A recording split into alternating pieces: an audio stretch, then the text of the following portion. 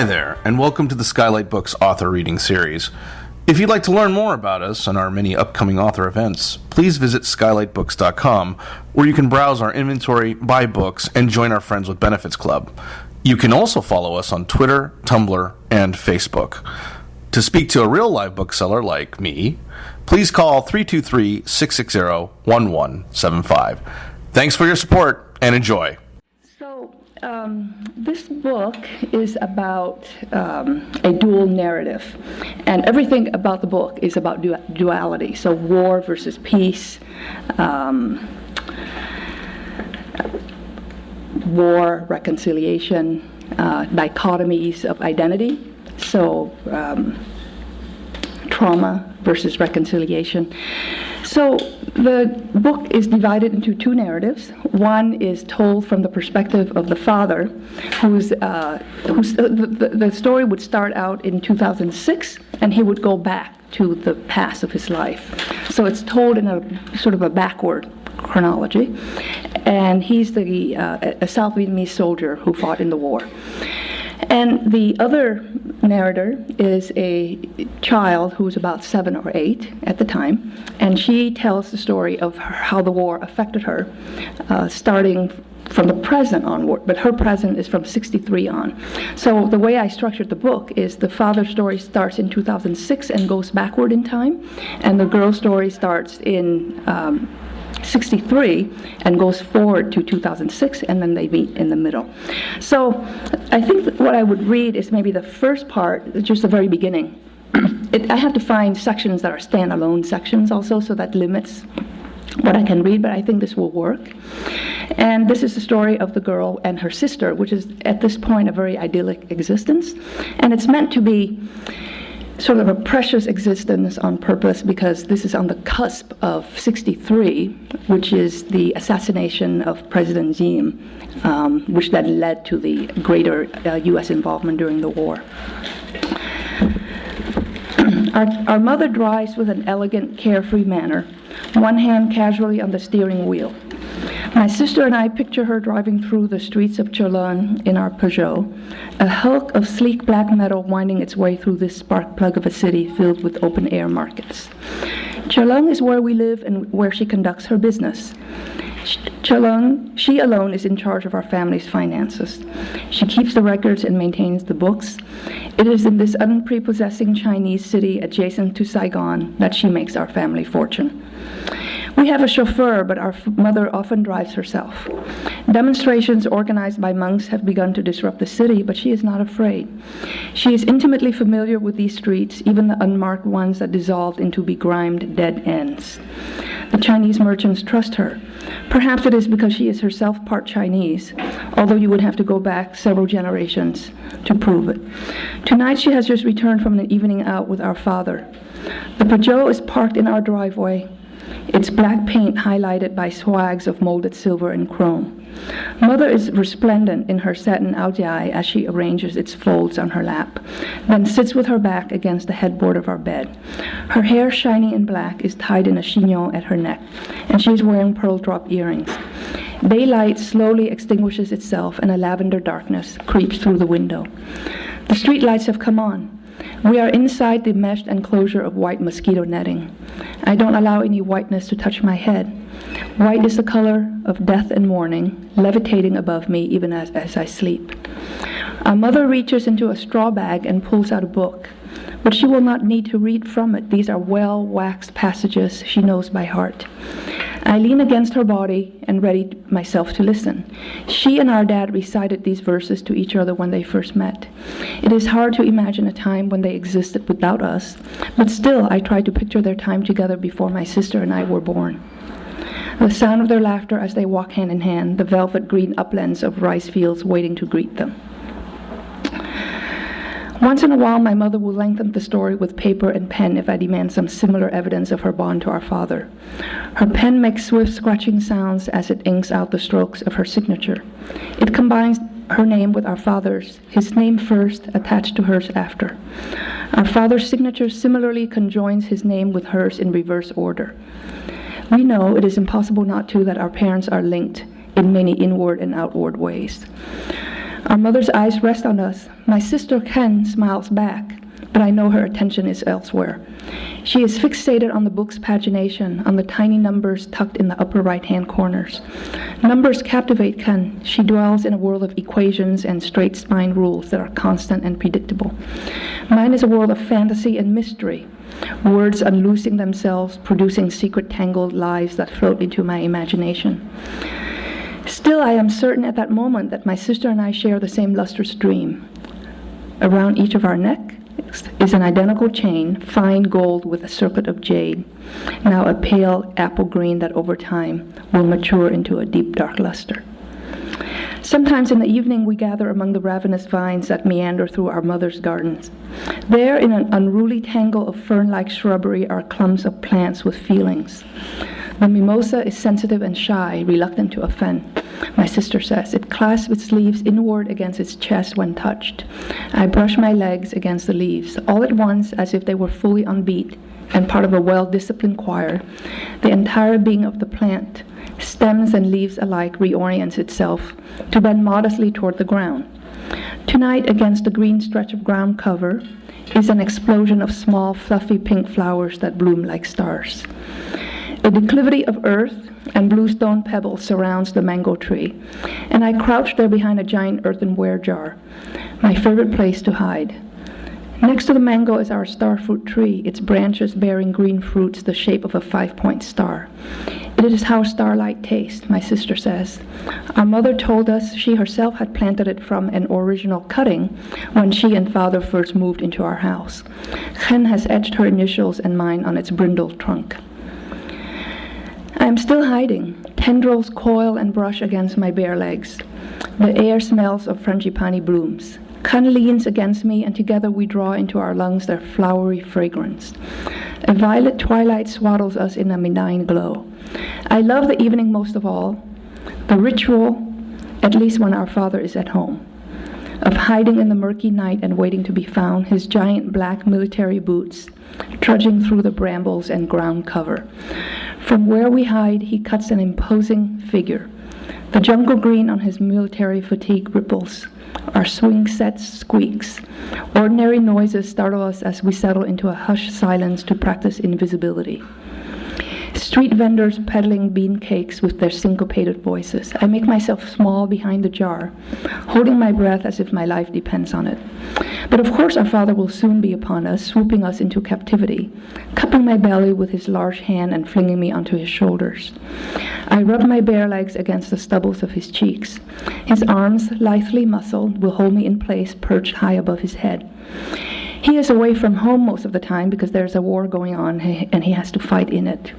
On those occasions when he is with us, I love the sight of him, the halo of thick black hair, the symmetry of his body, the tumble of tight, compact muscles shifting quietly under his uniform.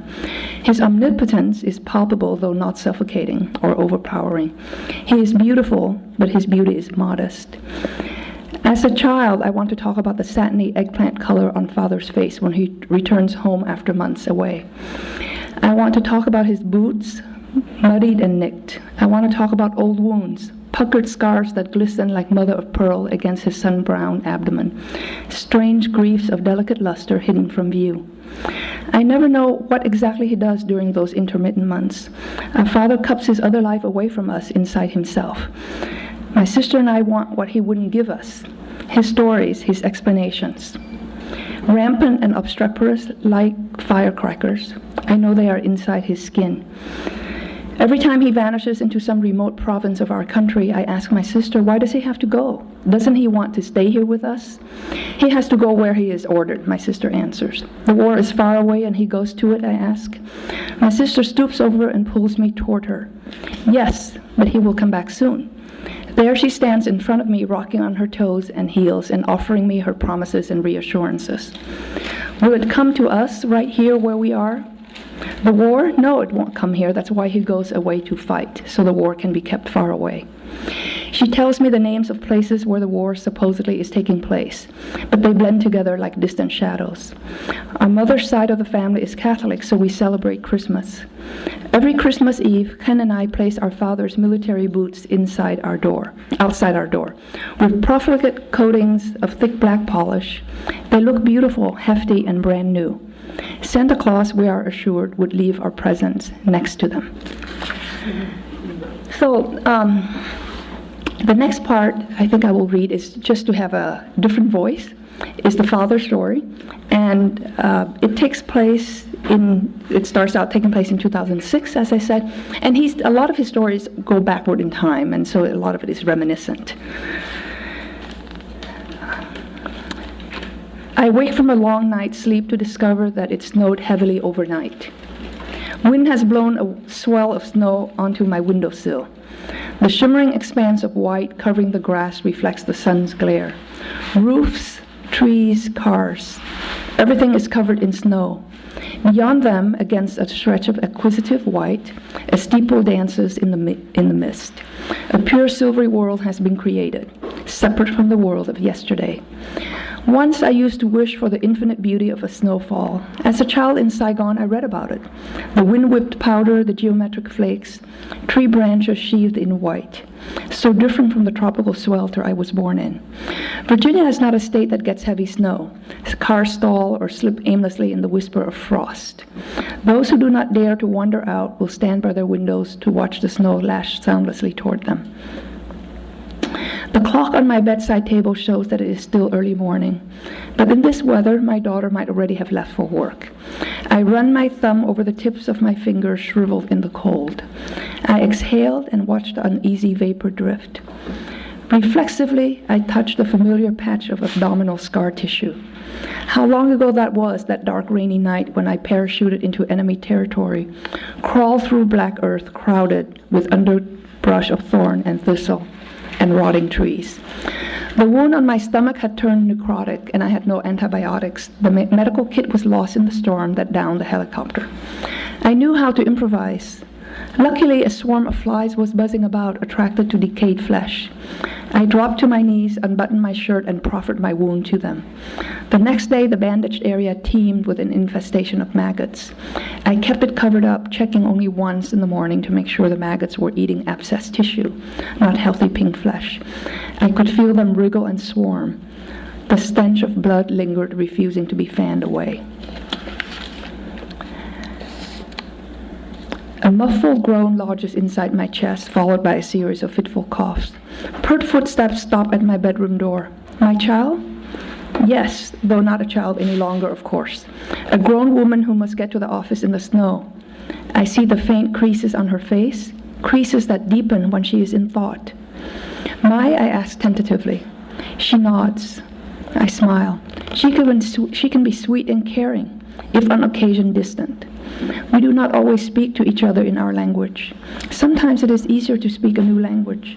Dispensing with normal courtesy, "How are you? How do you feel today?" she comes straight over to inspect me. With a certain theatricality, she rolls up my shirt sleeve and peeks at my upper arm. Revealed thus, I can see my own true unprosperous thinness. As if in grief, there it is.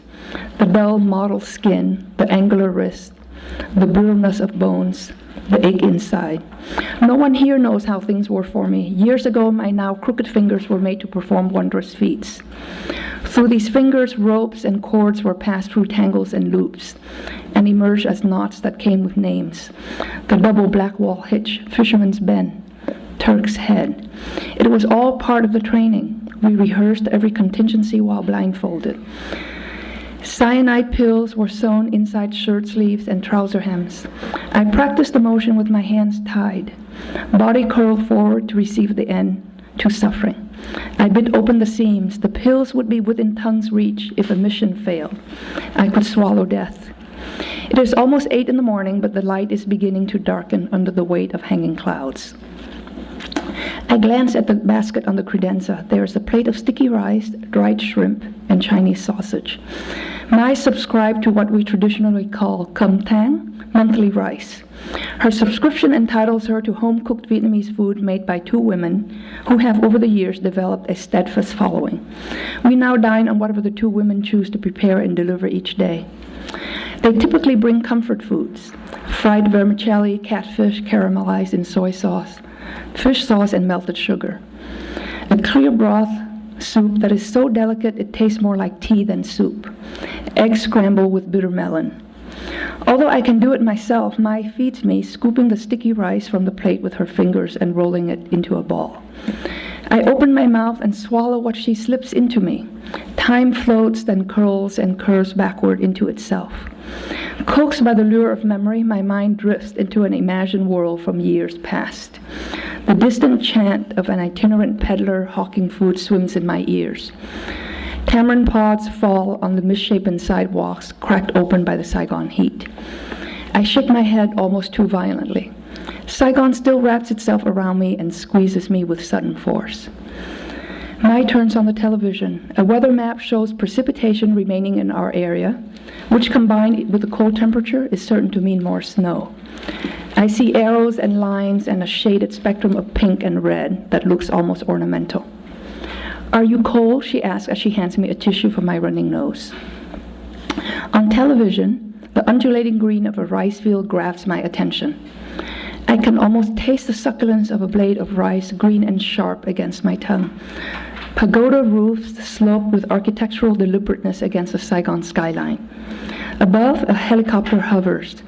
Conical hats ruminate, bowing toward black earth, covered by a shimmering liquid green.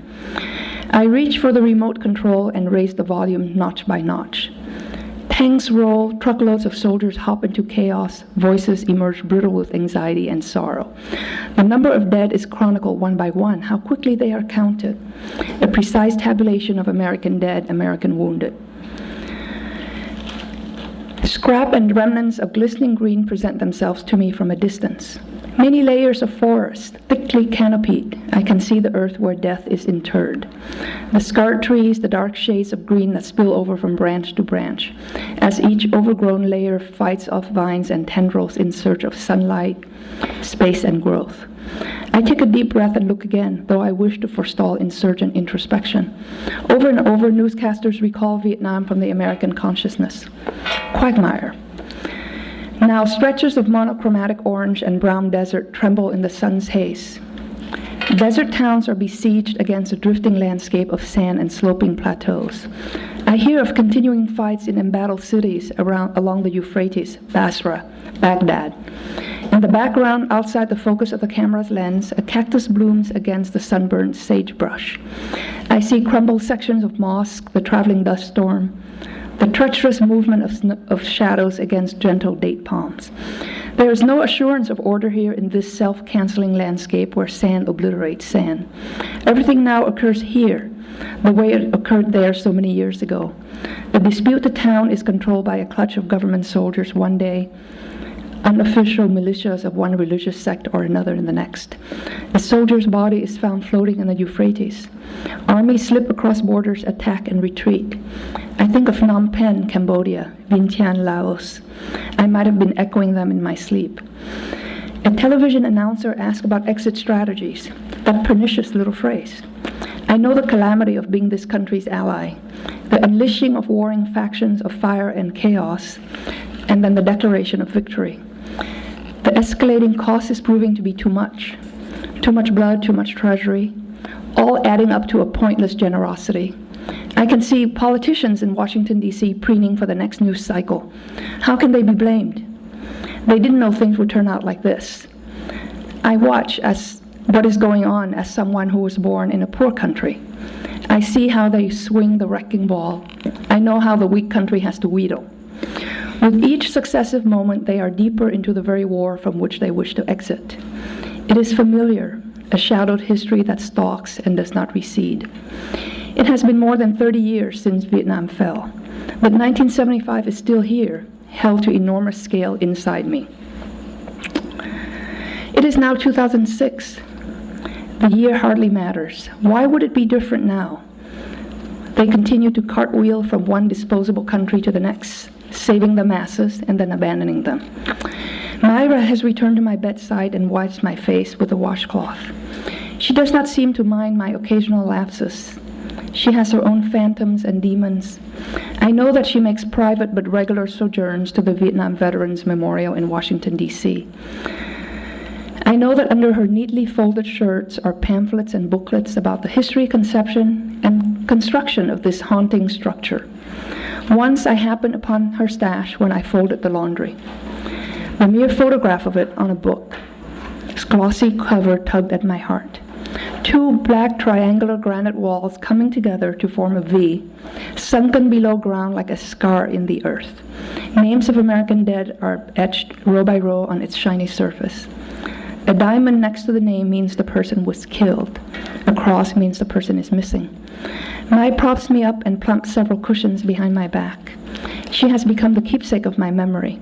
Tell me, she says, and inevitably I do.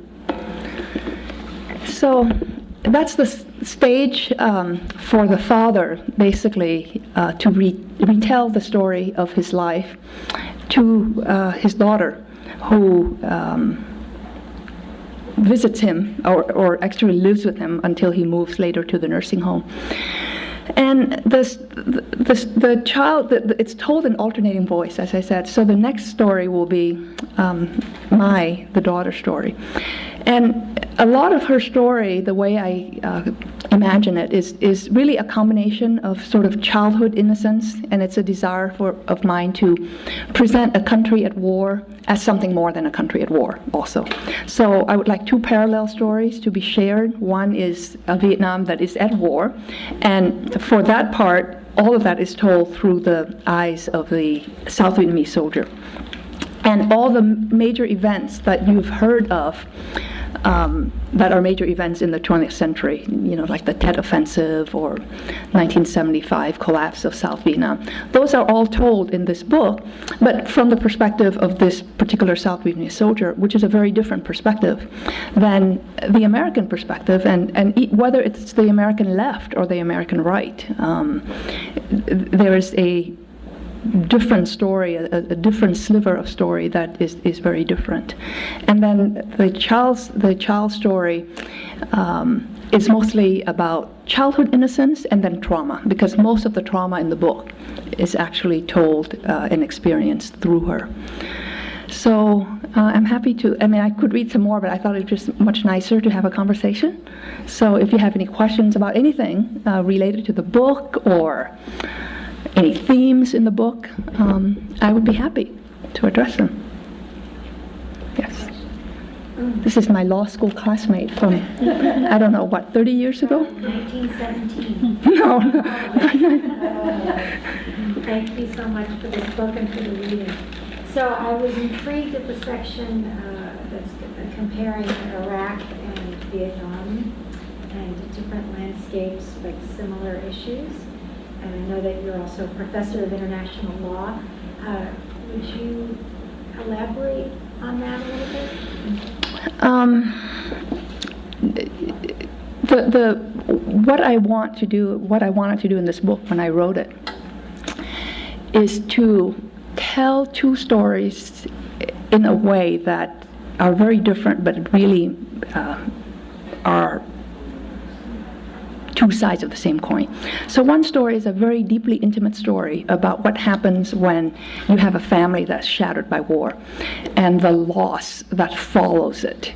Right? So it's not that you have a loss and then you have episodes of trauma which you then deal with. It's pervasive and permeates all of your life. So in that way, I think all the time of Faulkner, who said the past is not even, it's not gone, it's not even past. So that's how most people who have trauma experience it. That's an ever-present phenomenon.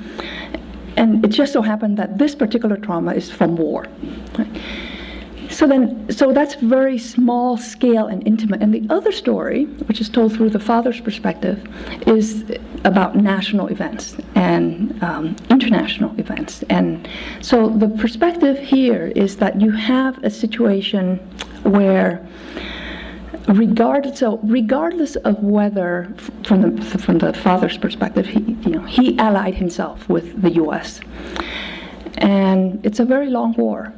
And at the beginning of the war, their two countries' interests merge. Right, both wanted to have a kind of a Vietnam that is like South Korea, right, an independent, nationalist but non-communist country. At some point, the interests of the superpowers shifted, so that it's no longer the predominant interest of the superpower to remain there, because geopolitically the situation of the world has changed. Right? So China now was the big feared monster in the 50s, but in 1970, it's a completely different. It's a Cold War, it's détente, you want to shake hands with Mao Zedong. So Taiwan was de-recognized, and continuing the war in Vietnam would no longer serve that geopolitical purpose. And it's a historical fact, for example, that, because all these documents are now out, that the U.S. basically said to China that you can take over Vietnam if you want, but just wait for 2 or 3 years until we're out, so that we have a decent interval to be able to declare that we've had peace with honor. So these are geopolitical dynamics that dictate what happens when you are a small country. So Vietnam is a very small country, and it placed its faith really on the U.S., not knowing really the reality, which is that all countries will serve their own self-interest. Right? So if any country is going to help another country, it's for its own self-interest. And you can have rhetoric like human rights and other things, but they are, from the perspective of this book, sort of justificatory, not necessarily the impetus for going into anywhere. So basically, that's the paradigm. So any foreign intervention will be within that paradigm. Right? So if Iraq fits into an intervention where it's in our interest, it will be continued, the aid. And if not, then it will be set aside.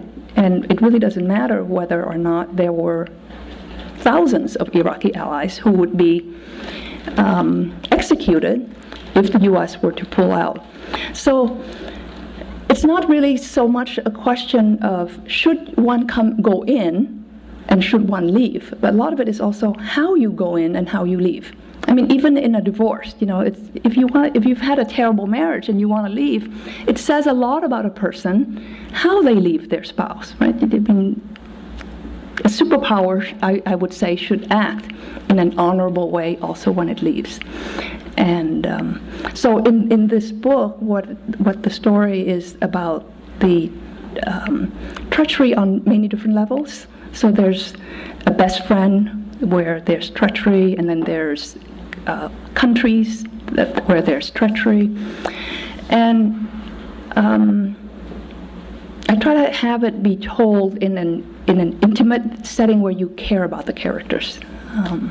So in that sense, that's what I mean when I say it doesn't really fit into the left or the right narrative, because the right would say, well, we have to win the war at all costs, and the left would say it was a wrong war to begin with, and if it's wrong, you have to rectify it by leaving immediately.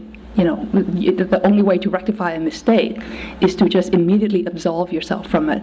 And that's basically been an American conversation between the Republican and the Democratic Party. But that's not the conversation of people who are left behind who have counted on the U.S. Yes? I'm very interested in trauma, from trauma on a personal level and trauma in a public sphere. In the public sphere? In the public sphere. And I think of trauma, for instance, our experience with California. We're exposed to immigrants who've been in nations of civil war.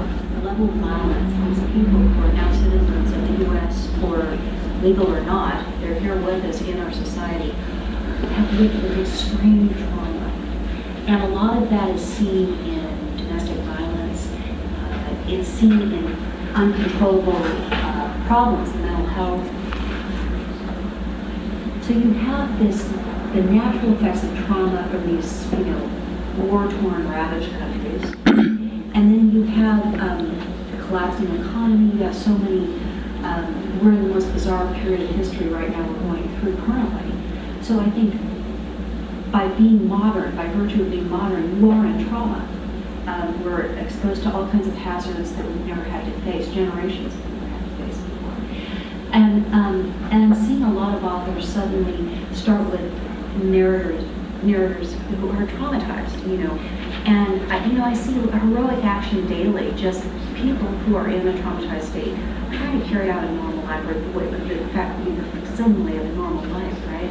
So I'm just curious, I'm asking everyone who's smart, what they think, if they would just riff on trauma and how they view trauma and our current history, trauma in the public sphere, trauma in the private sphere, as a woman, just, any ideas regarding trauma. Well, I can definitely talk a lot more about trauma. I'm wary about revealing some of the plot devices in the book. But just to say, countries experience trauma and people experience trauma. Countries experience trauma in many ways, from a political level as well, as well as from a landscape level. In other words, you could see a country that has been bombarded, it would have trauma, it would suffer scars as well. And in this book, the trauma that I am exploring in this book is the trauma of, how should I say it, sort of, a theme in the book is dichotomies, right? So separation, hyphenation, fractures, that kind of loss. And voicelessness also is a very big form of trauma. Most children, let's say children don't have voice. Poor countries don't have voice. The powerless don't have voice. So in this book,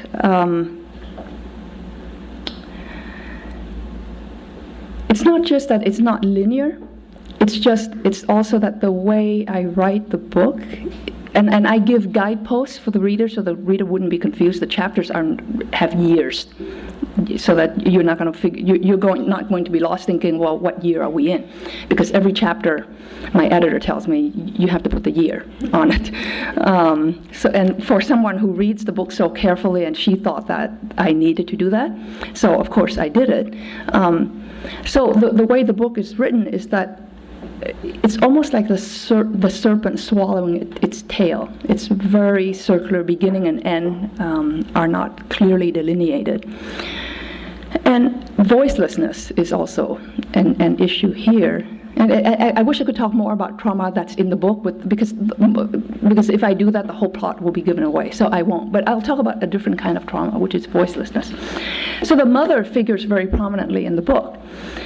But she's always the one that is talked about. So her story is told through the father's and through other people's eyes. When I wrote the book, I thought of the mother as representing Vietnam. So it's in the novel, the mother was fought over by different characters. So very similarly, countries that are geopolitically important at one point in time, but no longer are geopolitically important at another point in time. At that point in time when they are important, they're going to be fought over, right? So let's say by the Soviet Union or the Chinese on the one hand and the US on the other. But those countries will never have a voice. So the war in Vietnam, for example, was very much fought and managed elsewhere. So the mother in the story deliberately the chapters are between the father and the kid, and there's no chapter at all that has the mother's voice. So in some sense, I'm trying to show that sort of women, poor countries, there are certain categories of groups that traditionally have been relegated to voicelessness. And then another traumatic event here is that the child, the main character, Mai, will suffer through a very big traumatic event. And at that point in time, she stops talking altogether. So not because she's biologically unable to. This is not an uncommon reaction to trauma. Is that you want so much to articulate your hurt, but you're not able to. So you decide that you're just not going to talk. And in the book, the voicelessness becomes comforting. You know, she adopted the personality of a mute person, even though she's not mute at all. And the only way that she could find her voice again was through an American soldier who trained a mynah bird to speak, and he gave her the mynah bird as a pet. So when the mynah bird befriended her, she so fell in love with the mynah bird, she was about 8 at the time, that when the mynah bird kept talking to her, she felt like she has to reciprocate and give the voice with only the mynah bird, and then from then on, she regained her voice. So the theme of trauma, one of the consequences of trauma is clearly mental as well as physical scars, but also voicelessness. And I think that people stopping to talk is a not very uncommon response to trauma. There's also been some studies where a number of Cambodian women all over the US start not being able to see. So even though when they go to see an ophthalmologist, there's nothing biologically wrong with their eyesight. And it's not even psychosomatic, but it's a phenomenon where people who have seen very horrible things suddenly can't see anymore without any kind of objective medical explanation. I just want to share this with you because it's so interesting what you say. I was reading while I was on the web, there's this new form of therapy. It's called, I forget the initials wrong, but it's something like EMD. And they take the rapid eye movement, and they allow memories to synthesize in the brain, because what they've shown with trauma is that these experiences cannot store properly in the brain. It's like frozen. So everything you said about the eyesight and the silence makes total sense. And this is a new therapy developed for people of traumatized countries who are in kind of parent. Interesting. And through this therapy, they're able to synthesize and process memory. And I just thought it was very interesting. Very interesting. Thank you. In the REM, rapid eye movement period of sleep. It's a type of therapy. I wish I had the initials for you, but I can look it up. Thank you. I'd like to ask the last question. Oh, okay. Actually, which is, did you learn anything new about Vietnam, the United States, about yourself in writing this book? You know, it took me 10 years to write the book. It took me 5 years to write it and 5 years to revise it.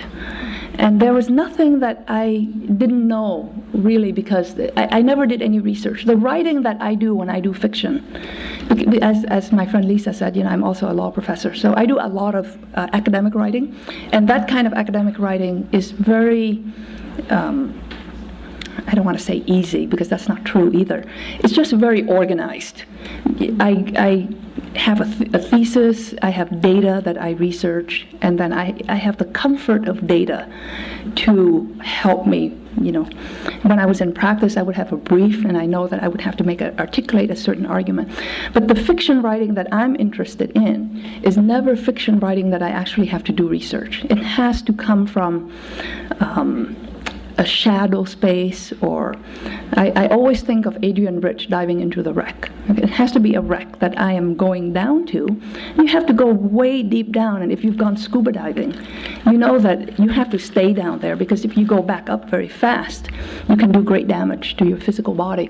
So I'm interested in diving into wrecks, and the wrecks I've been struggling with is usually the wreck of war. So the research that I do are usually research that's been done, that I do after the book is finished, just for accuracy. So, for example, if I talk about a battalion of North Vietnamese soldiers attacking Saigon, I want to make sure that I have the name of the regiment correctly. But it's not anything that I research. It's all very much in a kind of mysterious process, and I really, really never know what comes next. I never had a plot. I just have characters, and I try to think of myself as a therapist. So I think, okay, what would these characters do? And what they do becomes the plot. So I don't have the plot, and then I ask the characters to perform the plot. The downside to that is that when you finish the work, you do have to tighten it so that people will want to turn the page to see what happens next, because in the story, you have to have a thing that happens next. So it's mostly sort of internal space. Well, thank you very much.